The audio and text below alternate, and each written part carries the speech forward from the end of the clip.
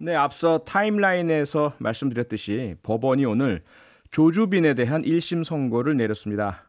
이 사건을 처음으로 보도한 기자는 오늘 판결을 어떻게 보고 있을까요? 한겨레신문 오연서 기자가 지금 스튜디오에 직접 나와 있습니다. 안녕하세요. 안녕하세요. 네, 제가 기사를 찾아보니까 한겨레신문에서 처음으로 이 사건 보도한 게 바로 작년 어제 1년 하루 전이더라고요. 2019년 11월 25일.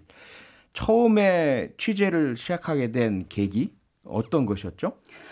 진짜 딱 1년이 됐는데요. 처음에 사실 제보로 시작을 했습니다. 김환 기자가 저희 그러니까 선배인 김환 기자가 처음에 텔레그램에서 한 고등학생이 성착취방 운영하면서 돈을 벌고 있다라는 거를 제보를 받아서 취재를 해서 보도를 했는데 하루 만에 그 고등학생이 검거가 됐어요. 그래서 그 이후에 이제 저희가 관련된 제보를 굉장히 많이 받았는데 사실 이 인천 고등학생은 진짜 그 곁다리 중에 하나였던 거예요. 그래서 이 사건의 본질에는 박사라는 인물이 있고 이 방이 굉장히 좀 참담하다는 걸 보고 사실 뭐 기사 쓰는 것보단 얘를 빨리 잡아야겠다는 생각으로 좀 취재를 빨리 들어갔던 걸로 기억입니다.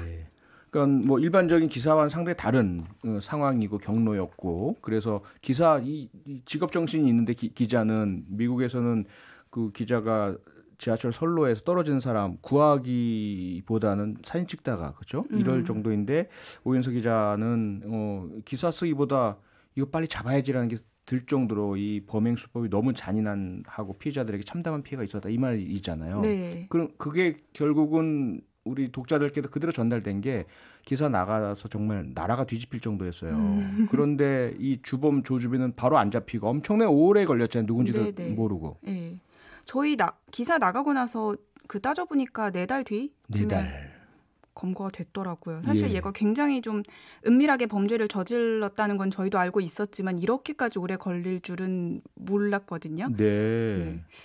좀 안타깝기도 하고 사실 이제 보도가 되고 나서 저희 기사에 대한 반응이 바로 있었던 게 아니라 한동안은 되게 잠잠했어요. 언론에서도 잘 다루지도 않았었고. 처음에는. 그렇죠. 처음에는 그랬다가 연말에 한번 여성단체 그러니까 젊은 여성들이 국민청원을 올린 거예요. N번방 진상규명해야 된다. 그게 2020년 첫 국민청원 그 20만 명을 달성을 하면서 이후에 이제 방송 보도들이 많이 나오면서 좀 공론화가 빨리 됐던 것 같습니다. 그렇죠. 방송의 힘이 크긴 커요. 진짜 그런 것 같아요. 시작은 신문에서 했다 하더라도. 자, 그렇게 해서 처음에는 박사 했을 때 박사가 실존 인물인지 그렇죠? 그다음에 이게 어떤 인물인지 여러 가지 추정도 나왔었는데 결국 잡혔어 조주빈이. 그때 심경이 어떠셨어요? 저희 진짜 좀 허탈했어요. 사실은. 허탈했어요? 처음에 보도를 하면서는 진짜 별별 상상을 다 했거든요. 한국인이 아닐 수도 있다거나 아니면 정말 전과가 많은 사람이거나 뭔가 거물스럽고 뭔가 범죄적인 냄새가 나는 사람일 거라는 생각이 드셨다는 거죠. 심지어 한 명이 아닐 거라는 상상도 했었어요. 그런 얘기는 있었어요. 그렇죠? 왜냐면 여러 명이 이 아이들을 돌려가면서 쓸 것 같다라고 생각했는데 사실 잡히고 나서 바로 신상 공개가 됐잖아요. 근데 너무나도 평범한 남자 대학생, 젊은 대학생인 거예요. 그래서 그것 때문에 너무 허탈했고 진짜 우리 주변에 이렇게 많은 가해자들이 있다고 생각을 하는 게 그냥 아닌 말은 아니구나라는 생각이 좀 들었습니다. 네. 자, 문자들이 많이 들어오고 있는데요. 7523님, 기자님 진짜로 감사합니다. 수고도 하셨고요. 많은 응원과 격려와 감사 문자. 뭐 오연서 기자도 직접도 많이 받으셨죠? 감사 문자 같은 거 주변에서 많이. 그러니까요. 근데 그 연락처를 몰라서 어떻게 연락해야 될지 모르는 분도 많으실 테니까 정말 열심히 잘하셨다 하는 말씀을 지금 다시 제가 드리고 싶고. 감사합니다. 자, 그렇게 붙잡힌 조주빈 오늘 징역 40년 선고 받았습니다.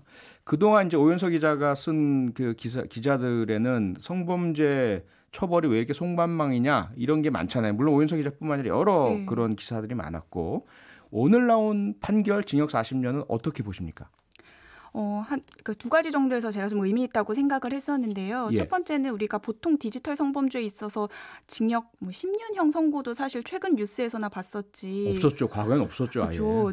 중형이 선고된 경우가 없었는데 징역 40년이 선고됐다는 거는 사실상 디지털 성범죄자가 이제는 사회에서 상당 기간 좀 격리가 돼 있어야 된다라는 이제 재판부가 중요한 메시지를 던졌다는 생각에서 그렇죠. 더 이상 디지털 성범죄가 이제 사이버 범죄의 영역이 아니라 그 중한 성폭력 범죄, 강력 범죄의 영역에서 좀 바라보고 있는 거구나라는 생각에서 굉장히 의미 있다는 생각이 들었고 그리고 이번에 어쨌든 주요했던 혐의가 범죄단체 조직 혐의였던 거잖아요. 그래서 사실 텔레그램이나 뭐 트위터나 뭐 카톡 이런 걸 보면은 이렇게 불특정 다수들이 대면을 하지 않고 이렇게 사실 같이 공범으로 묶이면서 범행을 저지르는 건데 이제 이 디지털 성범죄의 성격을 재판부가 조금 이해를 하고 있는 것 같다. 이제야 그렇죠. 네, 라는 생각이 들어서 그 두 가지가 좀 의미 있었던 것 같다라는 생각이 들었습니다. 그러게요. 재판부뿐만 아니라 아마 기성세대들은 이게 뭐야 뭔지도 잘 몰랐을 거예요.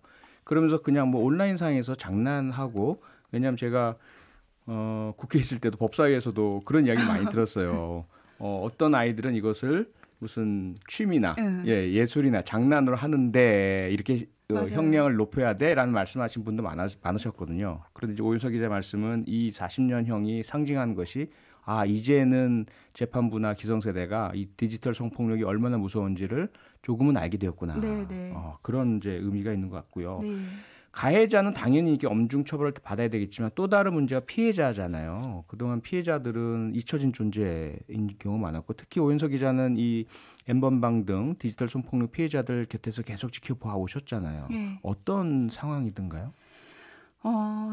처음부터 지금까지 계속 이제 소통은 하고 있는데 사실 가장 힘들어하는 거는 여전히 그 인터넷상에서 본인의 사진이나 영상들이 떠돌아다니고 있고 심지어 판매까지 하는 거를 본인들이 직접 보면서 아무리 이게 사회적으로 많은 변화를 이끌어냈다지만 내 삶에 있어서 이 사건은 정말 평생 끝낼 수 없는 건가 이런 생각들을 많이 하고 있어서 그걸로 가장 많이 좀 고통스러워하고 있는 상황입니다. 네.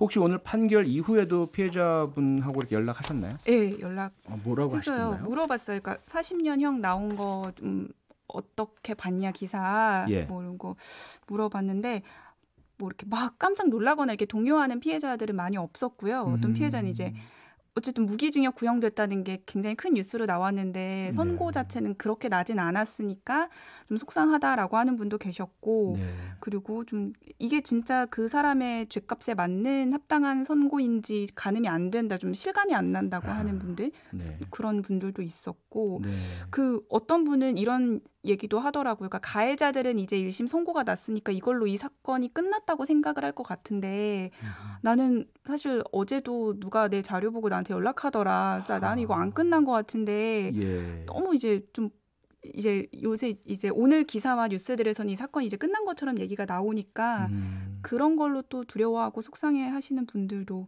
많이 있었습니다. 그러니까 이게 사실 사람들은 가해자에 초점을 맞추지 피해자에 대해서는 별로 공감을 못해요. 그러니까 처벌 많이 내려줬으니 이제 됐잖아 이런 느낌이 뭐 자연스럽게 들잖아요. 근데 피해자들이 곁에서 그것을 느끼실 때는 나는 그럼 뭐지? 나는 어떻게 되는 거지? 이게 클 것 같은데 앞서 오윤석 기자가 지금도 짚어주셨지만 여전히 피해자 관련 영상 사진들이 돌아다니고 있어서 피해자들은 그것만 해도 정말 큰 고통이실 텐데 그걸 빨리 지워야 되는 부분. 그다음에 또 뭐가 또 피해자들께 더 있어야 된다고 생각하시죠?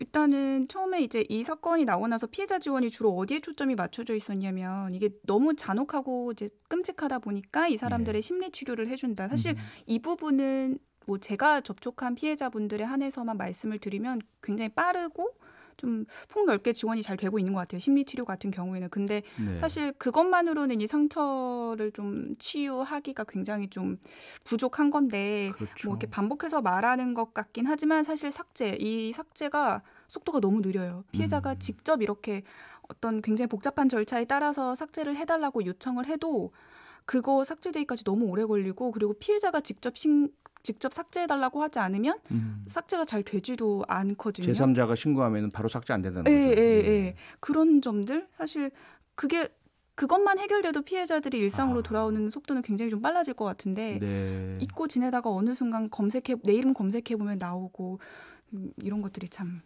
예. 힘든 것 마지막으로 뭐 피해자 말씀도 주셨고 형량은 높아졌다 하는데 그래도 뭔가 디지털 성폭력을 더 일어나지 않도록 하기 위해서 뭐가 더 필요하다라고 생각하세요? 사실 대책이 뭔가 더 나오고 피해자 지원 대책이 나오고 이런 것도 중요하지만 예. 일단 다 잡아야 된다고 생각을 해요. 다 잡아야 된다. 다 잡아야 된다. 네. 일단은 이 범죄가 수사 가능한 분야이고 잡으면 일단 조주빈처럼 이렇게 중한 처벌을 받을 수 있다라는 거를 지금을 시작으로 해서 계속해서 이제 보여줘야 네. 일단 다 잡아야 한다. 일단 잡아야 된다. 예, 네. 가슴에 팍 꽂힙니다. 월요일에 한겨레 20일 정원주 편집장과도 잠깐 얘기했는데요. 한겨레에서 디지털 성범죄 아카이브를 만들고 있으니까요. 관심 있는 분들 꼭 찾아서 들여다보시고 함께 좀 관심도 공유해 주시면 감사하겠습니다. 네, 앞으로도 우리 오연서 기자 더 좋은 보도 기대하겠고요. 오늘은 여기서 마쳐야 될 것 같습니다. 한겨레 신문 오연서 기자였습니다. 고맙습니다. 감사합니다. 평일 저녁 6시 5분에 여러분을 찾아갑니다. MBC 라디오 표창원의 뉴스 하이킥.